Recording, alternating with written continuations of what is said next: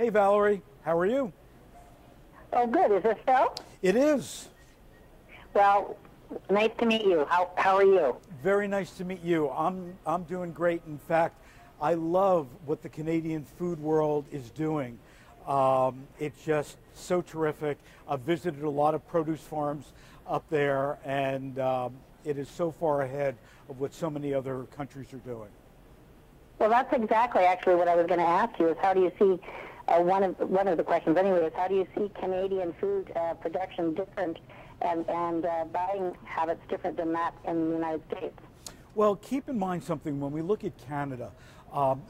Especially the perception that people have of Canada, and the reality that it's beautiful, that there's a lot of agriculture there. And if you look at a lot of the initiatives that Canada has put forth with all their agriculture, it's terrific. It's a terrific source for our foods, both in Canada and here in the U.S.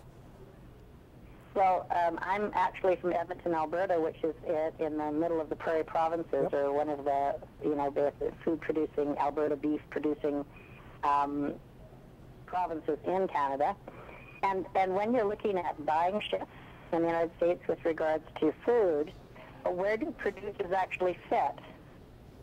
Well, if we take a look at 2013, it's going to be how we're eating and who's doing the shopping here in the States. We're seeing more shift towards frozen foods, more shift towards snacking than ever before. We're also seeing more men doing the shopping, and that's really been very quick to happen. That 52% of all fathers are now the primary grocery shopper. They're cooking more at home. The family unit is returning to the dining room table. That's what I was going to ask you. So is this the young family unit? Because I'm the over 50 crowd, and in my crowd, a lot of my friends that have grown up cooking and cooking very well have gone to the dark side and are zapping and that kind of thing now. Well, this goes across all generations, and certainly when we look at the baby boomer population, people who started hitting 65 the past 2 years, what we're seeing is 76 million people here in the States who are getting older, who are more concerned about health, nutrition, who do want to cook. Now, at the opposite extreme, we're seeing the millennial generation. Now, these are people born between 1982 and the year 2001 who have this passion about food.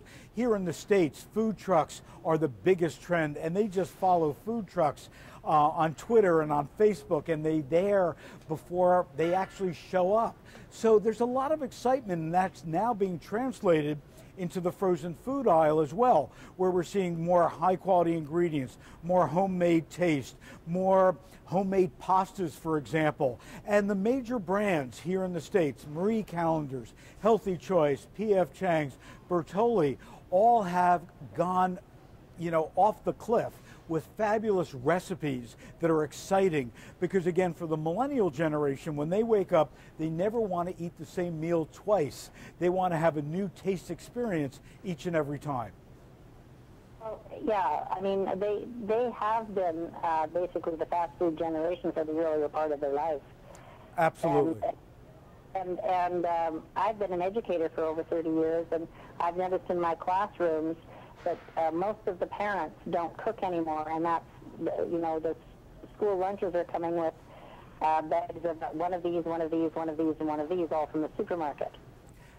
So I'm wondering if you're seeing a change in that generation. I guess they would be the 90s.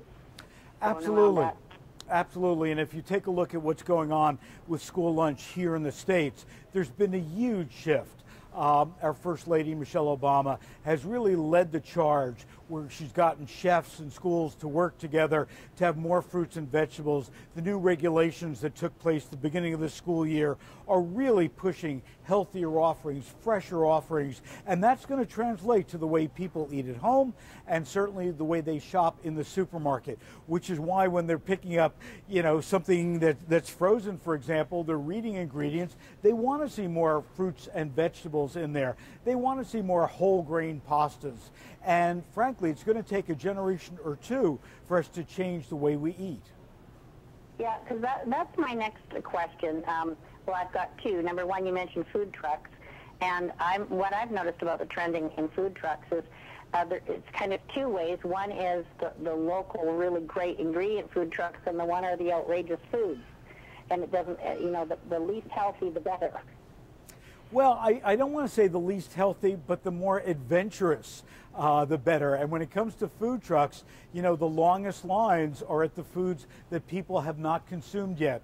But it's really introducing all kinds of new ethnic cuisines. And what you'll find in most instances is the people who are running the food truck are from that ethnic background. So they're able to explain the foods. They're really able to get us to understand what we're eating and how we're eating it.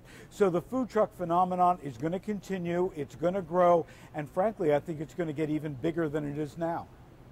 Well, yeah, okay, that's a very good point. I can certainly understand that as well. My other question was with regard to GMO labeling on foods. Where do you see that?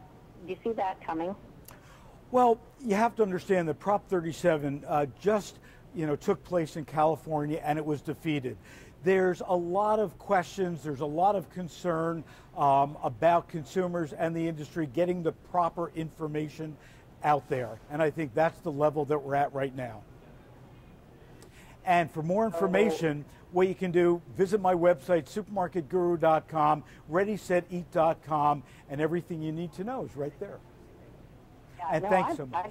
I've been there, and that's great. I know in Canada, we're right at that point right now where we're really, really fighting to get that proper information out to the consumer, and there's huge barriers to getting GMO information out. Understand. And I apologize because we've got to go because we've got like 2 satellite interviews backed up. I'm sorry. Thank you so much. Thank you. Great information. I appreciate hearing all the different things that I not quite. Thank you.